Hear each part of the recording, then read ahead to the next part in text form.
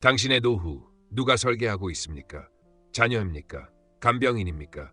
아니면 요양원의 시간표입니까? 남들이 깔아놓은 길 위에서 숨만 붙어 있는 삶, 그게 당신이 원한 마지막 장면입니까? 나는 그 길을 거부했습니다. 그리고 월 60만 원, 오직 내 방식으로 자유롭고 품위 있는 노후를 만들었습니다. 이 글은 늙어가는 법에 대한 뻔한 위로가 아닙니다. 당신이 지금 당장 기존의 공식을 부수고 새로운 게임의 규칙을 만드는 법을 알려줄 것입니다. 읽는 순간 당신의 머릿속 노후 지도가 송두리째 뒤집힐 겁니다. 각오하십시오. 이건 그냥 이야기가 아니라 당신 인생 후반전의 전쟁 선언입니다. 큰아들의 입술에서 떨어진 단 3마디. 아버지, 요양원, 은 집안의 공기를 즉시 바꿔놓았다. 차분히 다듬어진 목소리 뒤에 눌린 피로와 계산, 미안함과 안도의 그림자가 동시에 스쳤고 그 순간 내 심장은 계단을 몇 칸씩 건너뛰듯 급하게 내려앉았다. 대답은 목구멍에서 막혔다. 말문이 막힌 게 아니라 평생 쌓아올린 아버지라는 직함이 한순간에 무너져 내리는 소리를 들었기 때문이다. 나는 내 생의 대부분을 누군가의 방패로 살았다. 새벽에 일어나 부모상을 모시고 낮에는 땀으로 집안을 지탱하고 밤에는 어린아이들을 품에 안아 울음을 말리고 아내의 두려움을 나눠 덜어냈다. 나의 어깨는 늘 무거웠지만 그 무게는 의미였고 책임은 자부심이었다. 그런데 지금 내가 견뎌온 무게가 짐으로 호명되는 순간을 맞닥뜨렸다. 짐이라는 단어는 가벼운 발음과 달리 돌덩이처럼 무겁다. 그것이 나를 향할 때 사람은 생각보다 빨리 늙는다. 아들의 말이 상처였다고만 말할 수는 없다. 그는 좋은 아들이다. 오랫동안 참고 검토했을 것이다. 수없이 밤을 새우며 가족 회의를 했을 것이다. 내가 모르는 계산서와 병원 기록, 스케줄과 아이들 생활 모두를 저울질한 끝에 내놓은 결론일 것이다. 그래서 더 아프다. 배려가 만든 칼은 무디지 않기 때문이다. 방 안의 모든 소리가 크게 들렸다. 시계 초침은 내 호흡을 재촉했고 창문 틈 바람은 미세하게 흔들리는 커튼을 통해 내 흔들리는 자존심을 비추었다. 나는 스스로에게 물었다. 나는 언제부터 돌봄의 대상이 되었는가? 노화는 서서히 오지만 나기는 순간에 찍힌다. 오늘 이전에 나는 가장이었고 오늘 이후에 나는 관리 대상이 되는가? 내리는 번개처럼 지나간다. 아이들이 젖먹이던 시절의 체온, 첫 월급날 주머니 속 현금의 뻣뻣한 촉감, 아내의 손등에 남아있던 세제 냄새, 겨울밤 보일러 불이 꺼졌을 때 두루마리 휴지로 창틀을 막던 내 손에 서툰 온기. 그 모든 장면이 한 줄로 들어서 내 편이 되어줄 것 같았으나 현실은 담담했다. 아버지, 우리도 많이 힘들어요. 그렇다. 누구도 아기는 아니다. 다만 역할이 바뀐다. 보호자에서 보호받는 자로, 결정하는 사람에서 결정의 대상자로. 인간은 타이틀이 바뀔 때 존엄을 시험받는다. 나는 자존심으로 버티려 들지 않았다. 자존감과 아집은 다르다. 다만 나는 묻고 싶었다. 내가 선택할 수 있는 여지는 어디까지인가? 침묵은 도망이 아니라 사색이었다. 눈을 감고 천천히 숨을 골랐다.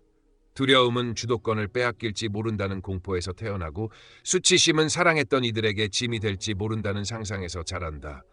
그 둘이 한꺼번에 밀려오면 사람은 쪼그라든다. 그 밤 나는 쪼그라들지 않기로 결심했다. 결심은 외침이 아니라 문장이다. 나는 아직 나다.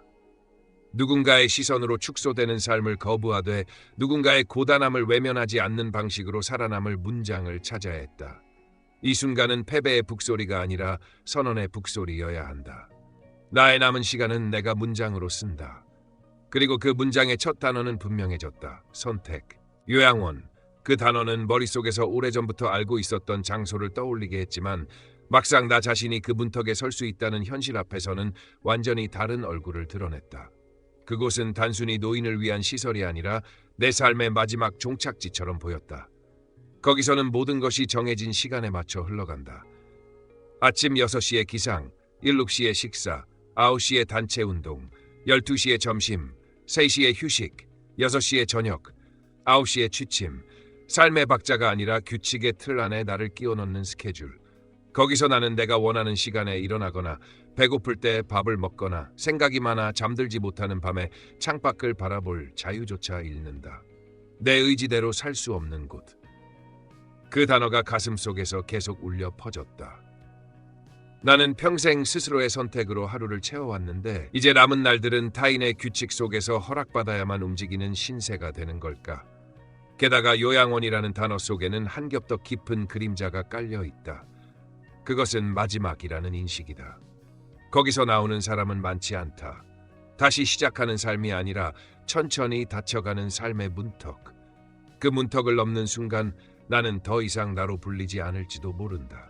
사람들은 내 이름보다 몇 호실 어르신이라고 부를 것이고 그 호칭은 마치 나라는 개별 인간의 색깔을 벗겨낸 흑백 명찰처럼 느껴질 것이다. 상상만 해도 숨이 막혔다. 내가 원하는 건 단지 몸을 돌봐줄 손길이지 나라는 존재의 주도권을 포기하는 것이 아니었다. 그렇다면 정말 다른 방법은 없는 걸까? 내 남은 삶을 온전히 내 것으로 만들 수 있는 길은 이렇게 정해진 틀 밖에는 존재하지 않는 걸까? 이 질문이 목 안에서 매듭처럼 걸려 내려가지 않았다.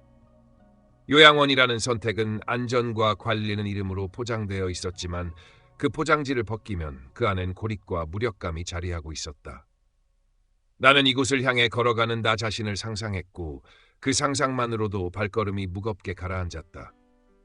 그리고 그 무게 속에서 나는 정말 그곳으로 가야만 하는가라는 절규가 조용히 시작됐다. 자녀와 함께 사는 것, 그것은 오랫동안 부모의 노후에 대한 정답처럼 여겨져 왔다. 나 역시 그렇게 믿었다. 피 한 방울 섞인 가족이니 서로를 보살피는 건 당연하다고. 자녀의 집에서 여생을 보내는 것이 가장 따뜻하고 안전한 방법이라고 생각했다. 그래서 큰아들의 집으로 들어갔다. 첫날 며느리가 직접 끓여준 따끈한 국에 밥을 말아 먹으며 그래, 이게 가족이지 하고 안도했다. 하지만 그 평온은 오래가지 않았다. 어느 저녁 식탁에 둘러앉아 밥을 먹던 중 며느리가 조심스럽게 말을 꺼냈다. 아버님, 혹시 방에서 식사하시는 게 어떨까요? 젓가락이 허공에서 멈췄다. 이유를 묻지는 않았다. 하지만 이어진 한마디가 더 깊게 가슴을 찔렀다. 아버님이 식사하실 때 젓가락 소리가 좀 커서 손주들이 집중을 못한다고 하네요. 그 순간 나는 식구에서 손님으로 바뀌는 기분을 느꼈다. 그날부터 나는 혼자 방에서 밥을 먹었다. 식탁에서 한 자리 사라진다는 것은 단순히 물리적인 변화가 아니었다. 그것은 우리라는 울타리에서 한 발 밀려나 당신이라는 경계 밖으로 내몰린 신호였다. 작은 딸 집에서도 상황은 비슷했다. TV로 뉴스를 보고 있을 때 딸이 다가와 리모컨을 건네며 말했다. 아버지, 손주들이 공부해야 하니까 소리를 조금 줄이시면 좋겠어요. 나는 아무 말 없이 볼륨을 줄였다. 그날 밤 화장실에 가려 일어났을 때도 발걸음을 멈출 수밖에 없었다. 아버지, 밤에는 조심해 주세요. 발소리가 커서 애들이 깨더라고요.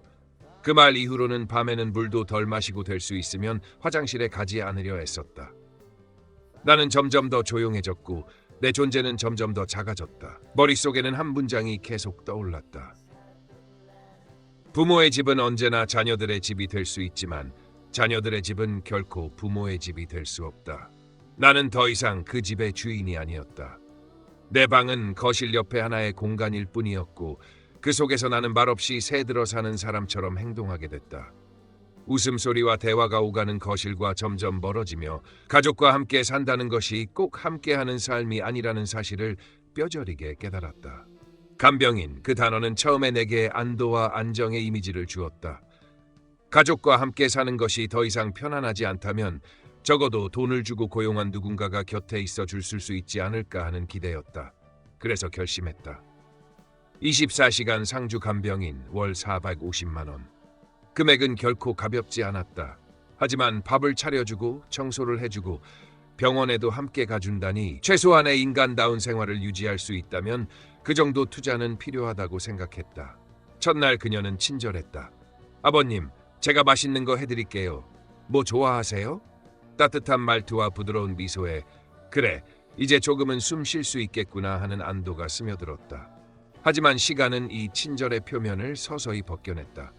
며칠 지나지 않아 그녀는 밥상을 차리며 이렇게 말했다. 아버님, 다른 집에서는 고기도 자주 해드렸는데 여긴 너무 반찬이 소박하네요. 식비를 조금 더 주시면 제가 더 잘 차려드릴 수 있을 텐데요. 처음엔 대수롭지 않게 넘겼다. 그러나 이런 말이 점점 잦아졌다. 어느 날은 한숨을 쉬며 이렇게 검소하시면 제가 밥하는 보람이 없어요. 간병인 일도 힘든데 그래도 맛있는 거 먹으며 일하고 싶잖아요. 라고 했다. 말끝에 묻어있는 불만과 은근한 압박은 식탁 위에서만 멈추지 않았다. 밤이 되면 그녀는 아버님, 여기만 불 좀 켜놓으면 안 될까요? 너무 어두워서 움직이기가 힘들어요. 라거나 설거지를 하면서 물을 이렇게 조금 쓰시면 다른 집에서는 보일러도 빵빵하게 틀고 따뜻한 물로 씻게 해주시던데요. 라고 말했다. 절약은 평생 나를 지탱해온 생활 방식이었지만 그 방식이 이제는 누군가에게 불편한 환경이자 견디기 힘든 조건으로 비춰지고 있었다. 그리고 마침내 그녀는 대놓고 말했다. 아버님, 솔직히 너무 아끼세요. 제가 여기 일하러 온 거지 수련하러 온 건 아니잖아요. 그 말은 예상보다 훨씬 깊게 박혔다. 나는 깨달았다. 내가 간병인을 필요로 하는 것처럼 간병인도 일하기 좋은 환경을 원한다는 사실을. 그러나 그들의 조건에 맞추기 위해 나는 내 생활 방식을 포기해야 했고 그 대가는 월 450만 원이라는 큰 돈이었다. 그럼에도 불구하고 내 일상은 여전히 외롭고 불편했다. 간병인의 존재가 나의 육체를 돕는 손이 될 수는 있었지만 나의 마음을 편하게 해주는 울타리가 되지는 못했다. 오히려 그 손길 속에 숨어있는 미묘한 거리감과 이해의 벽이 나를 더 고립시켰다. 이것이 정말 최선인가? 라는 의문이 머릿속에서 점점 더 무겁게 자리를 잡았다. 요양원, 다시 그 단어로 돌아왔다. 간병인의 손길이 나를 지켜주지 못했고 가족의 집은 더 이상 내가 머물 자리가 아니었다면 남은 선택지는 요양원뿐인 것처럼 보였다. 큰아들은 이미 몇 군데를 알아보고 있었다. 아버지, 시설도 좋고 간호사분들도 친절하시대요. 아무래도 요양원이 안전하지 않겠어요? 그의 말은 이성적으로 들렸지만 내 가슴 속에는 무거운 돌덩이가 내려앉았다. 안전이라는 이름 뒤에 숨겨진 것은 자유의 박탈이었다. 내가 원할 때 일어나고, 내가 원할 때 밥을 먹고, 내가 원할 때 산책을 나가고, 내가 원할 때 잠드는 것, 그 모든 것이 불가능한 곳. 아침 6시면 기상, 7시면 식사, 9시면 단체 운동, 12시면 점심, 3시면 휴식, 6시면 저녁, 9시면 취침. 그 틀에서 벗어날 수 없다. 시간이 되면 약을 먹어야 하고, 시간이 되면 불을 꺼야 하며, 시간이 되면 이동해야 한다. 이름보다 몇 호실 어르신이라는 호칭이 더 익숙해지는 곳. 나는 몸을 돌봐줄 누군가가 필요했을 뿐인데 여기서는 내 인생의 주도권 자체가 사라졌다. 첫날은 그럭저럭 견딜만 했다. 하지만 둘째 날 밤 같은 방을 쓰는 할아버지가 밤새 코를 골았다. 그 소리는 파도처럼 밀려와 한 번도 깊은 잠에 빠지지 못하게 했다. 새벽마다 깨어 피곤한 몸으로 아침을 맞이해야 했다. 옆방 할머니는 한밤중에 소리를 질렀다. 놀라서 달려가 보면 단순한 악몽이거나 혼잣말이었다. 그러나 그 일은 매일 반복되었다. 요양원은 함께 사는 곳이었지만 이상하게도 혼자 사는 것보다 더 외로웠다. 수십 명이 같은 건물 안에서 생활하는데 그 사이에 있는 벽은 콘크리트보다 두꺼웠다. 나는 3일 만에 그곳을 도망치듯 나왔다. 그러나 밖으로 나와 보니 더 큰 질문이 기다리고 있었다. 간병인도 아니고 요양원도 아니라면 이제 나는 어디로 가야 하는가? 정말 노인이 선택할 수 있는 길은 이 두 가지뿐인가? 다른 방법은 없을까? 답을 찾지 못한 채 나는 더 깊은 고독 속으로 걸어 들어가고 있었다. 남들이 정해놓은 길 위를 걸어온 시간이 얼마나 길었던가. 자녀와 함께 사는 것이 당연하다고 하니 그렇게 했고 간병인을 두는 것이 최선이라고 하니 시도해봤으며 결국 노인은 요양원으로 간다는 말도 받아들였다. 그러나 돌아온 것은 외로움과 불편함 뿐이었다. 그 순간 깨달았다. 왜 나는 남이 짜놓은 판 안에서만 움직이고 있었을까? 나의 노후를 결정할 주도권을 다시 손에 쥐어야 했다. 그리고 첫 번째 시도는 스마트 케어 시스템이었다. 집에 혼자 사는 노인에게 가장 큰 위험은 안전이었다. 만약 넘어지거나 갑자기 건강이 나빠지면 누가 도와줄 수 있을까? 자녀들은 바쁘고 이웃과의 왕래도 적다면 그 순간은 생명을 가르는 위기가 될 수 있다. 그래서 나는 기술의 힘을 빌리기로 했다. 매일 아침 알람이 울리면 자동 안내 음성이 들렸다. 오늘 날씨는 흐리고 낮 기온은 25도입니다. 약 드실 시간입니다. 덕분에 누군가 챙겨주지 않아도 약을 빼먹는 일이 거의 없어졌다. 불을 켜거나 TV를 켜는 일도 음성 명령 한마디면 충분했다. 불 꺼줘, TV 켜줘. 나이가 들면 조금만 움직여도 힘이 들고 손목과 무릎이 쉽게 아프다. 이런 작은 변화만으로도 일상이 훨씬 가벼워졌다. 거실과 화장실에는 낙상 감지 센서를 설치했다. 일정 시간 동안 움직임이 없거나 넘어지는 동작이 감지되면 즉시 자녀와 가까운 이웃에게 알림이 가도록 했다. 혹시 모를 사고에 대비할 수 있는 보이지 않는 경비병을 두게 된 셈이다. 거기에 PV, 에어컨, 조명, 보일러 같은 가전제품도 모두 음성 제어가 가능하도록 설정했다. 전기 절약을 위해 스마트 플러그를 사용해 필요할 때만 전원을 켜고 껐다. 덕분에 불필요한 전기 사용을 줄이면서도 생활의 편리함을 높일 수 있었다. 이렇게 시스템을 갖춘 뒤 혼자서도 안전하고 편리한 생활이 가능해졌다. 그러나 이내 깨달았다. 기술이 주는 편리함은 외로움을 없애주지 못한다는 것을. 집안의 불은 켜지지만 마음속의 불은 여전히 꺼져 있었다. 혼자 사는 고립감과 요양원에서의 답답함 사이 어쩌면 또 다른 길이 있을지도 모른다는 생각이 스치기 시작했다. 적당한 거리를 두면서도 필요할 때 서로 도와줄 수 있는 방식이 있다면 어떨까? 이 작은 물음이 내 인생의 다음 장을 열어젖히려 하고 있었다. 혼자 사는 고독과 요양원의 답답함 사이 그 중간에 놓일 수 있는 제3의 길이 가능하다면 어떨까 하는 생각이 나를 붙잡았다. 완전히 함께 살지는 않지만 필요할 때 서로 도움을 주고받을 수 있는 관계. 그게 가능하다면 안전과 자유를 동시에 지킬 수 있지 않을까. 그렇게 해서 떠오른 것이 바로 실버 코하우징이었다. 처음에는 낯설고 어색했다. 노인이 노인끼리 모여 사는 것, 그것도 가족이 아닌 사람들과 생활을 나눈다는 것은 내가 자라온 세대의 관념 속에는 없던 발상이었다. 하지만 용기를 내어 주변 이웃과 대화를 시작했다. 놀랍게도 같은 아파트 단지 안에 나와 비슷한 고민을 가진 사람들이 생각보다 많았다. 그들 역시 자녀와 함께 사는 것은 현실적으로 어렵다고 했다.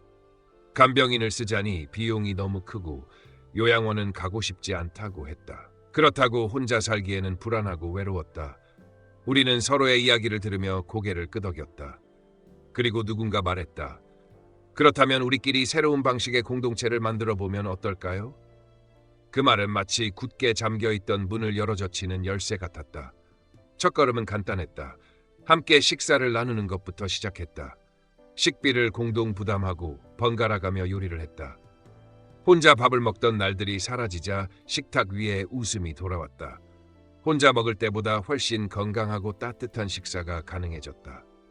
다음으로 병원 동행을 약속했다. 나이 들면 병원은 자주 가야 하는 곳이지만 혼자 가면 더 힘들다. 누군가 옆에서 도와주면 의사 설명도 놓치지 않고 필요한 약도 빠짐없이 챙길 수 있었다. 안전 문제도 놓치지 않았다. 매일 아침 단체 채팅방에 좋은 아침입니다라는 인사를 남기기로 했다. 오전 10시까지 아무 연락이 없는 사람이 있으면 바로 전화로 안부를 묻고 필요하면 직접 찾아갔다. 그 단순한 약속이 주는 심리적 안정감은 예상보다 컸다. 각자의 재능을 나누는 일도 자연스럽게 시작됐다. 요리를 잘하는 사람은 요리 수업을 열었고 손재주가 있는 사람은 공예를 가르쳤다. 스마트폰 사용이 어려운 사람에게는 익숙한 사람이 도와주었다. 서로의 삶이 이렇게 얽히다 보니 우리는 더 이상 같은 건물에 사는 이웃이 아니라 함께 늙어가는 가족이 되어갔다. 가끔은 함께 산책을 하거나 소풍을 나갔다. 예전에는 집안에만 머물던 시간이 많았지만 이제는 함께 웃고 대화하는 시간이 일상의 일부가 되었다. 부담스럽지 않으면서도 외롭지 않은 노후, 그것이 실버 코하우징의 진짜 힘이었다. 나는 비로소 느꼈다. 돌봄이란 반드시 가족의 몫일 필요도 거액을 주고 사야만 하는 서비스일 필요도 없다는 것을. 그것은 뜻이 맞는 이웃과 만들어가는 삶의 방식이 될 수 있다는 것을. 노년의 삶에서 경제적 자립은 단순히 돈의 문제가 아니었다. 그것은 자존감과 직결되는 문제였다. 오랫동안 일을 하고 가정을 지탱해온 내가 이제는 단지 연금이나 자녀의 지원에만 의존해야 한다면 마음 한구석에 무력감이 자리할 것이 뻔했다. 생활비를 벌 만큼의 큰일은 못하더라도 스스로 무언가를 해서 작은 수익이라도 만들어낸다면 그것만으로도 삶의 활력은 달라질 수 있었다. 그래서 나는 노년도 할 수 있는 일을 찾기 시작했다. 중요한 건 체력이나 복잡한 기술이 아니라 내가 이미 가지고 있는 경험과 재능을 활용하는 것이었다. 첫 번째로 떠오른 것은 이야기였다. 나는 어릴 적부터 옛날 이야기를 듣는 것을 좋아했고 나이가 들수록 그 이야기를 전해주는 사람이 되었다. 손주들에게 옛날 이야기를 해줄 때마다 아이들의 눈빛이 반짝였다. 그렇다면 이걸 조금 더 넓혀보는 건 어떨까? 동네 아이들을 모아놓고 옛날 이야기, 전래동화, 역사 이야기, 그리고 그 속에 담긴 교훈을 들려주기 시작했다. 처음엔 그냥 이웃집 할아버지가 해주는 이야기였지만 시간이 지나자 부모들도 관심을 보였다. 아이들이 재미있어 하니 부모들은 소정의 강의료를 기꺼이 주었다. 어린이 이야기 교실이라는 이름까지 붙었고 그것은 나에게 경제적 수입과 함께 사회적 역할을 다시 느끼게 해주었다. 두 번째는 온라인이었다. 스마트폰으로 영상을 찍고 간단히 편집하는 방법을 배운 후 노후 생활 노하우를 유튜브에 올리기 시작했다. 처음에는 몇 명만 보던 채널이었지만 꾸준히 올리다 보니 구독자가 늘고 광고 수익이 생겼다. 돈보다 값진 것은 나의 경험이 누군가에게 도움이 된다는 댓글이었다. 그것은 나에게 또 하나의 사명감을 주었다. 세 번째는 손재주를 활용한 수공예였다. 젊을 때 익혀둔 바느질 솜씨를 살려 작은 손가방, 컵받침, 파우치 같은 소품을 만들었다. 이 제품들은 온라인 마켓에서 의외로 잘 팔렸다. 혼자 하다 보니 양은 많지 않았지만 그마저도 수익이 생겼고 주변에서 스마트폰 사용이 어려운 어르신들에게 판매 방법을 가르쳐주며 함께 제품을 만들기도 했다. 그것은 단순한 경제 활동을 넘어 또 하나의 공동체 활동이 되었다. 이렇게 벌어들이는 수익은 큰 돈은 아니었지만 생활비 일부를 충당할 수 있었고 무엇보다 나는 아직 나를 부양할 힘이 있다는 자신감을 되찾게 했다. 그리고 이 자립심이야말로 노년의 정신적 버팀목이 되었다. 더 이상 모든 것을 누군가의 도움에 의존하지 않아도 된다는 사실이 나를 다시 사회 속으로 끌어올렸다. 월 60만 원으로 굴러가는 삶은 숫자 노름이 아니라 구조의 재설계다. 우리는 비용의 피를 먼저 뺐다. 식비 25만 원, 매달 초 공동장보기로 쌀 10kg, 달걀 한 판, 두부, 김치, 제철 채소를 대량 구매하고 냉장고는 구역을 나눠 라벨링, 메뉴는 단백 채소, 발효식 3시즌 3비1 원칙으로 주간 계획을 돌린다. 월 수금은 국 반찬을 한 번에 넉넉히 조리해 나눠 담고 화목토는 샐러드 구이류로 간단히 일요일은 냉장고 털기, 남김없이 먹는 설계로 쓰레기를 줄인다. 공과금 10만 원, 난방은 모여있을 때만 집중 가동 원칙, 거실 21도 기준으로 문풍지 커튼으로 손실을 막고 스마트 플러그로 대기 전력 차단, 공동공간 조명은 사람 감지로 자동 온오프, 생필품 5만 원, 화장지, 세제, 샴푸는 묶음 공동구매 후 1VN, 리필 스테이션을 만들어 용기 재사용, 통신 4만 원, 인터넷은 1회선 공동계약, 각자 휴대폰은 시니어 요금제로 다운그레이드, 영상통화 단체 채팅은 와이파이 우선 사용, 교통 3만 원, 병원 장보기는 카시에어 택시 합승으로 이동 동선을 묻고 주 2회 외출 원칙으로 불필요한 이동을 차단, 의료 비상 8만 원, 혈압계, 혈당계, 체온계를 공동 비치해 매일 아침 5분 셀프 체크, 이상 수치가 뜨면 의료 동행 요일, 격주 화금에 맞춰 한 번의 진료 처방, 조제를 끝내 중복 방문을 없앤다. 식후 20분 동네 순환로 걷기, 짠맛 단맛 줄이기, 약 복용 알림으로 병원비의 뿌리를 미리 자른다. 공동기금 5만 원, 소소한 수리비, 공용 소모품, 비상식량, 통조림 생수 젤리를 상시 보충하고 월말에 사용 내역을 공개한다. 모든 지출은 주 1회 오픈 가계부로 확인하고 다음 주 장보기 리스트와 식단표를 함께 확정한다. 위생은 조리, 청소, 타임슬롯으로 충돌을 막고 도마 행주는 육체 전용색으로 구분해 식중독 리스크를 제로에 가깝게 낮춘다. 안전은 이미 갖춘 낙상 감지 안부 체크 시스템이 유지비 월 몇천 원 선으로 돌고 야간은 복도 욕실 저조도 조명으로 넘어짐을 예방한다. 이렇게 쌓인 작은 최적화들이 한 달 합계 60만 원이라는 숫자를 현실로 만든다. 중요한 건 절약이 아니라 주도권이다. 오늘 먹을 것을 스스로 정하고 언제 움직일지 스스로 결정하며 아플 때 혼자가 아니도록 구조를 깔아놓은 삶, 돈은 줄었지만 품위는 빠지지 않는 설계. 이것이 우리가 증명한 60만 원의 체계다. 아침 햇살이 커튼을 통과해 방안을 밝히면 나는 먼저 창을 활짝 열고 깊게 공기를 들이마신다. 단체 채팅방에 좋은 아침입니다를 남기는 순간 멀지 않은 이웃의 인사와 이모티콘이 연달아 도착한다. 그 몇 줄의 문자가 하루의 안전을 확인하고 마음의 체온을 올린다. 오늘의 식단과 역할은 어제 저녁 이미 결정됐다. 누군가는 된장국을 맡고 나는 채소 손질을 책임진다. 우리는 11시에 함께 식탁에 앉아 어제의 소소한 실패도 오늘의 작은 성취도 나눈다. 오후에는 병원 동행이 있는 날이면 두세 명이 짝을 지어 나선다. 의사 설명을 함께 듣고 필요한 처방을 빠짐없이 챙긴 뒤 돌아오는 길에 시장에 들러 공동 장보기 리스트를 확인한다. 해가 기울면 거실 조명은 저절로 켜지고 복도와 욕실의 저조도 등은 넘어짐을 막기 위해 밤새 은근히 빛을 지킨다. 나는 더 이상 짐이 아닌 함께 굴러가는 톱니 중 하나다. 결정은 회의에서 투명하게 이뤄지고 지출은 공개된 가계부에서 확인된다. 도움은 청하는 사람이 약자가 아니라 구조를 신뢰하는 사람의 방식이 된다. 이 리듬 속에서 내 이름은 호실번호로 희미해지지 않고 취향과 재능으로 또렷해진다. 아이들을 위한 이야기 수업이 있는 날이면 나는 여전히 무대에 선 사람이고 공의 시간을 이끄는 이웃의 손끝을 보며 배우는 날이면 나는 기꺼이 초보자다. 자유는 방종이 아니라 합의 위의 주권이라는 것을, 품위는 비용이 아니라 태도라는 것을 우리는 생활로 증명하고 있다. 그래서 나는 말할 수 있다. 노후는 끝이 아니다. 외롭고 비싼 제도에 자신을 맞추는 대신 안전하고 따뜻한 질서를 직접 설계하는 또 다른 시작이다. 만약 당신이 지금 막막함 속에 서 있다면 오늘 이 문장부터 따라 써보라. 나는 아직 나다. 그리고 우리는 함께다. 휴대폰에 믿을 만한 세 사람의 이름을 암부콜로 저장하고 내일의 식사 한 끼를 함께할 사람을 오늘 정하며 이번 주 해야 할 공동 과제를 한 줄로 적어라. 그 세 가지가 일상을 움직이면 두려움은 사실 관계의 결핍이었고 희망은 관계를 설계하는 용기였다는 걸 곧 알게 될 것이다. 내일이 오늘보다 기대되는 이유는 젊음이 아니라 연결이다. 그리고 그 연결은 지금 여기서 우리가 만드는 이 작은 시스템에서 이미 작동하고 있다. 오늘 이야기를 듣고 당신의 가슴 속에도 무언가가 울렸다면 이제는 선택할 차례입니다.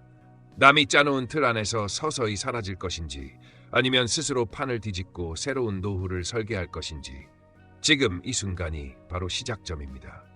여러분의 생각과 경험을 댓글로 나눠주세요. 그 한 줄이 누군가의 인생을 바꾸는 나침반이 될 수 있습니다. 이 영상이 마음에 울림을 주었다면 구독과 좋아요로 지혜의 지도와 함께 해주세요.